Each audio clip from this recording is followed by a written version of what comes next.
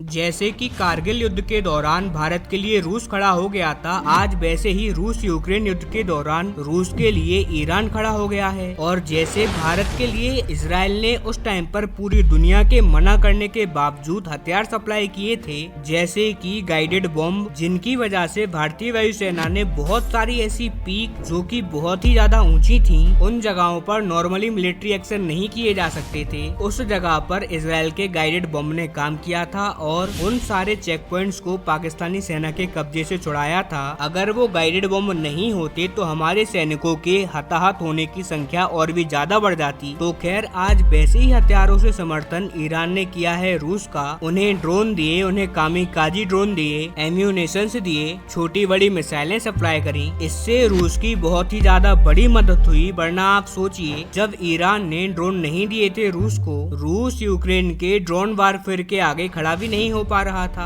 रूस के धागे खोलकर रख दिए थे यूक्रेन ने। लेकिन जब ईरान ने शाहिद ड्रोन सप्लाई किए रूस को, तब जाकर काफी हद तक वो कंपटीशन दे पाया। इसीलिए कारगिल युद्ध में जैसा हमारे लिए इजराइल था, वैसा ही यूक्रेन युद्ध में रूस के लिए ईरान है। लेकिन अब भारतीय लोगों के लिए समस्या खड़ी होने जा रही है, क्योंकि रूस और इजराइल, जो कि दोनों ही भारत के करीबी देश हैं, वो आपस में लड़ने जा रहे हैं। जी हाँ, जैसा कि आप स्क्रीन पर देख सकते हैं, रूसी सरकार ने ऑफिशियली और डायरेक्टली चेतावनी दे दी है इजराइल को कि ईरान के खिलाफ कोई भी एक्शन लेने की हिमाकत मत कर देना, और ईरान पर अटैक करने के बारे में तो सपने में भी मत सोचना, वरना फिर तुम्हारे लिए परिणाम घातक साबित हो सकते हैं। और हम इसे उकसावे के तौर पर लेंगे और इसके बाद हम ईरान के साथ होंगे। और यकीन मानिए, इजराइल के लिए ये बहुत ही ज्यादा बड़ी चेतावनी है, क्योंकि अभी तक पूरे वर्ल्ड में ईरान का साथ देने के लिए एक भी मेजर कंट्री सामने नहीं आई। लेकिन अब रूस सामने आ चुका है, जो कि एक मेजर सुपर पावर है, और वो खुलेआम ईरान को न केवल बैक कर रहा है, बल्कि रिपोर्ट्स हैं कि उसने कुछ जो रिजर्व हथियार हैं वो ऑलरेडी सप्लाई कर दिए हैं। इतना ही नहीं, हाल ही में जो ईरान के राष्ट्रपति हैं वो दौरे पर गए हैं रूस के,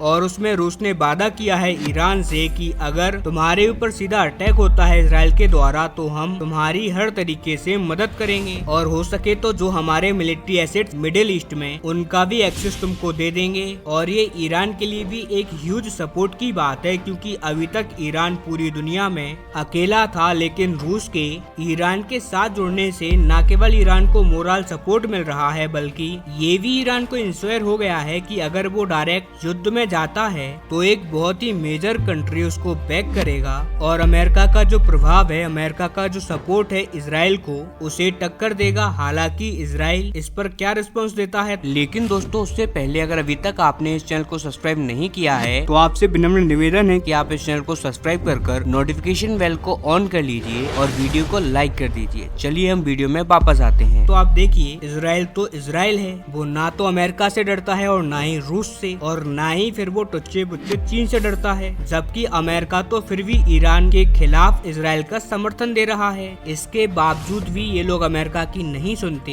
इनका एक ही मोटो है, जो कि मैं आपको पहले ही बता चुका हूँ, अपने राष्ट्र की सुरक्षा। जब तक ईरान को ये इंश्योर नहीं होगा कि उनका राष्ट्र सुरक्षित है, तब तक वो युद्ध लड़ते रहेंगे, फिर चाहे उनको इस चीज को अचीव करने के लिए किसी भी हद तक क्यों ना जाना पड़े। और ठीक ऐसा ही हुआ है। आप देख लीजिए, रूस के वार्निंग देने के बाद मात्र 16 घंटे के अंदर ही इजराइल ने ईरान के न्यूक्लियर साइट्स पर एक साइबर अटैक कर दिया। और बताया जा रहा है कि ये इजराइल का एक टिपिकल बिहेवियर है। जब भी वो किसी देश पर मिलिट्री एक्शन लेता है तो पहले साइबर अटैक से उस देश की कमर तोड़ता है, ताकि उसके बाद उस देश को निपटाना आसान हो जाए। और बताया जा रहा है कि साइबर अटैक के बाद अब कभी भी इजराइल की तरफ से कोई एयर स्ट्राइक या फिर कोई मिलिट्री एक्शन हो सकता है, वो भी सीधे ईरान के ऊपर। और इसी वजह से अब ईरान भी अपनी मिलिट्री को